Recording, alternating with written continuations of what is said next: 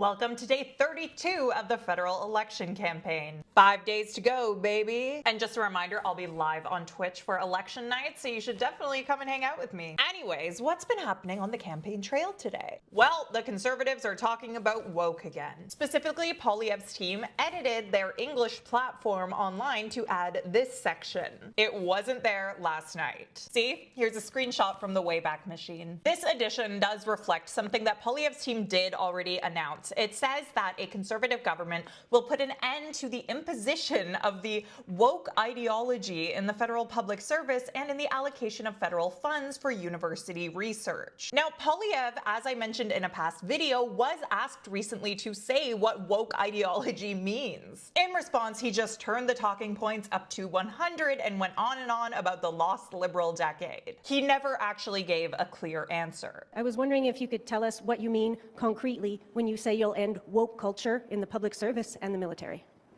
Very simply, after a lost Liberal decade of dividing Canadians, turning people against each other, and weakening our armed forces, we need to put Canada first. We need to unite all Canadians around our common promise, a promise that hard work gets you a great life on a safe street, and by the way, in an affordable home under our proud flag. Unfortunately, the Liberals have been distracted from that mission. I think of, for example, their woke criminal justice agenda. Speaking to the Canadian press, the Canadian Association of University Teachers raised the alarm about this terminology. Its president, Peter McInnes, said, quote, "When you get politicians saying they're going to come in and interfere with this on some basis of, I don't know, ideological issues or political expediency, that's the concern." He also added that the word woke is now, quote, "so vague that it could mean anything. It just means things that they don't agree with." And McInnes drew parallels between this and Trump's attacks on U.S. universities. Meanwhile, on the actual campaign trail today, Poilievre made an announcement to crack down on homeless encampments. Specifically, he said that he would amend the criminal code to give police the power to charge individuals, quote, "when they violate the right to be safe in public spaces or discourage the public from using, moving through, or otherwise accessing public spaces by setting up temporary structures, including tents." Poilievre said, quote, "half-dead, contorted bodies lie on the ground on the verge of overdose from fentanyl." And he said allowing these encampments to grow is, quote, "chaos, not compassion." And I guess arresting people who are forced to live in tent cities or homeless encampments during a housing crisis is compassion? Okay. When asked about this policy proposal today, Carney went after Poilievre, accusing him of an American-style approach. It's a typical American-style approach to an issue, which Pierre Poilievre has imported, which is, there's a problem, I will arrest people. I will criminalize it, as opposed to address the underlying challenges that are there. Carney wasn't only going after Conservative blood today, he was actually specifically in BC today targeting NDP stronghold ridings. He called for Canadians to vote for him for, quote, "positive reasons, regardless of which party you voted for and supported in the past." If that's not a direct come hither to NDP supporters, then I don't know what is. Carney was also pressed in the Q&A on whether he's seeking a majority mandate from Canadians, if he's specifically asking for that. Because his cabinet minister, Melanie Joly, sure did last night in Laval. In response, he had this to say. Are you asking for a majority government? I'm asking for a series of single votes from Canadians for a Liberal Party that is determined to build the country if we're given that honor. Meanwhile, NDP leader Jagmeet Singh was in Edmonton today, where he reiterated his promise to ban rent evictions and dem evictions, but most media was more interested in the future of the NDP and in the future of Singh's leadership specifically. In response, Singh told reporters that this fight is not over. He hasn't heard the bell yet. We got 5 days left. I didn't hear any bell. Did you guys hear a bell? This fight's not over. Which was kind of a hilarious expression to use, because earlier in that same press conference, as Singh did acknowledge when he said that about the bell, a cyclist went past and rang his bell. Take a listen. Thank you to Rachel Notley for being there as well.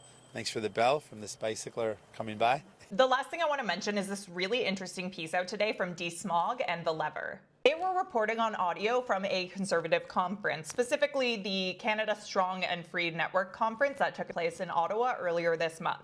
You might remember it more as the site of Buttongate.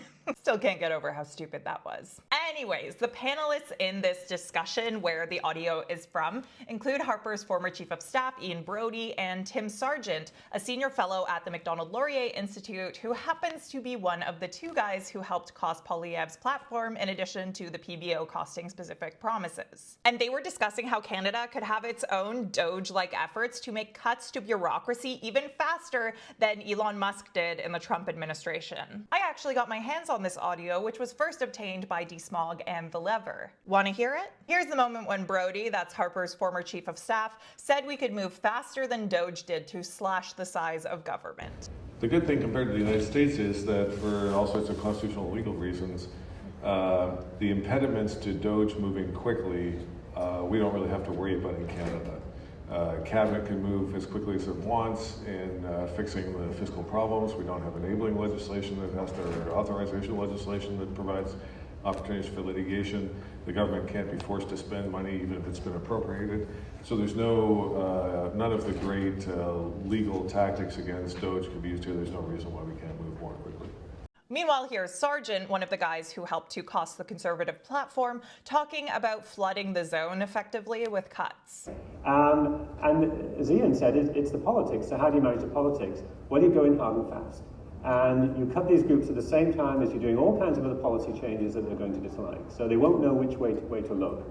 You're pursuing a whole kind of big agenda. So it's much better to do these things all together and do it in the name of a fiscal consolidation exercise so people understand the overall rationale. The worst thing to do is to do it one by one, right? And so everything becomes a course célèbre and people feel that they're being singled out. Now, I do want to be clear, none of this means that Poilievre's government would inherently follow these guys' advice or believes in creating a Canadian Doge, although Poilievre has pledged to slash bureaucracy. But I do think it's still worth paying attention to the fact that well-connected Conservatives are having these kinds of conversations at high-profile conferences in Ottawa. That's it from the campaign trail this week. I will be back tomorrow with your daily election roundup. Until then, what do you think of all this?